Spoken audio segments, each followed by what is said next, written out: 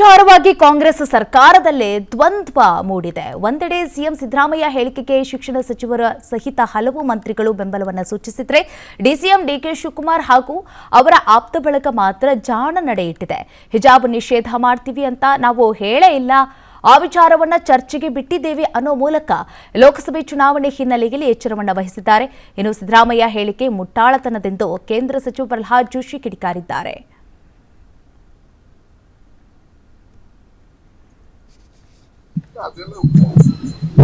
ನಾವು ಯೋಚನೆ ಮಾಡಿಲ್ಲ, ನೀವೇ ಅದನ್ನ ದೊಡ್ಡ ಮಾಡ್ತಾ ಇದ್ದೀರಿ. ಮುಖ್ಯಮಂತ್ರಿಗಳು ಹೇಳಿದ್ರಲ್ಲ ಸರ್, ಚರ್ಚೆ ಬರ್ತಾ ಇದಾರೆ, ಕೇಳ್ತಾರೆ ಅಂತ ಹೇಳ್ತಾರೆ. ಇಲ್ಲ, ಎಲ್ಲಿದೆ?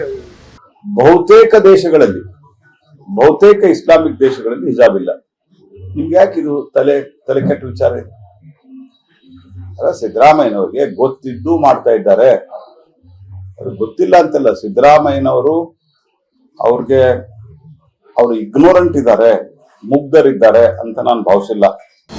ಅನುಕ್ಷಣದ ಸುದ್ದಿಗಳಿಗಾಗಿ ವಿಸ್ತಾರ ನ್ಯೂಸ್ ಯೂಟ್ಯೂಬ್ ಚಾನೆಲ್ ಸಬ್ಸ್ಕ್ರೈಬ್ ಮಾಡಿ. ಹೊಸ ಸುದ್ದಿಗಳ ನೋಟಿಫಿಕೇಶನ್ಗಾಗಿ ಬೆಲ್ ಐಕಾನ್ ಕ್ಲಿಕ್ ಮಾಡಿ. ಲೇಟೆಸ್ಟ್ ಅಪ್ಡೇಟ್ಸ್ಗಾಗಿ www.vistaranews.com ವೆಬ್ಸೈಟ್ಗೆ ವಿಸಿಟ್ ಮಾಡಿ. ಅಂಗೈಯಲ್ಲೇ ಜಗತ್ತಿನ ಸುದ್ದಿ ತಿಳಿಯಲು ವಿಸ್ತಾರ ನ್ಯೂಸ್ ಕನ್ನಡ ಆಪ್ ಡೌನ್ಲೋಡ್ ಮಾಡಿ.